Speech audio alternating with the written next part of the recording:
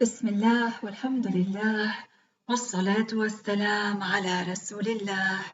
Among the greatest matters of Islam is Zakat. And Zakat has rules that should be fulfilled in order for one's Zakat to be valid and accepted by Allah. And among its rules is that it is only permissible to pay it to the 8 categories mentioned in the verse in the Quran. The first of these categories are the fuqara, the impoverished. Al-faqir is singular of fuqara. This is the person who does not find half of what he needs. For example, this person needs 1,000 and he cannot find half of that. Notice we said needs. And this person's support is not due on someone else. For if this person's support is due on somebody else, then this person is not given from the zakat. Like, for example, a young child who is being supported by his parents, or a parent whose support is due on his child, or a wife whose support is due on her husband. The second category mentioned in the verse are al-masakin, the poor. The poor person is the one who can find at least half of what he needs, however, he does not find all of what he needs. This person is also given from the zakat.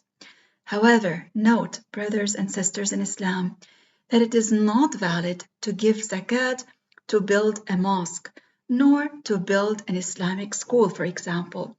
For building such projects is not among the 8 categories mentioned in the verse in the Quran.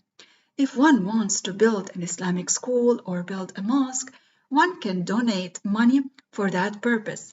But money from the zakat is not taken for such projects. One gives the zakat money for those 8 categories mentioned in the Quran. Now, in terms of what one gives out as zakat, according to Imam al-Shafi'i, one gives 1 saw of the most common staple food of that person's town.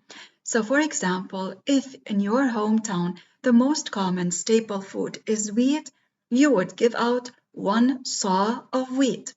1 saw is 4 mud, and 1 mud is the equivalent of 2 average-sized hands cupped together. So one would give then 4 mud, which is 2 average-sized hands cupped together of wheat. Now, most of us nowadays are not giving out wheat. And according to Imam al-Shafi'i, it is not valid to give the value of it in monetary funds. So many of us nowadays are going by Imam Abu Hanifa.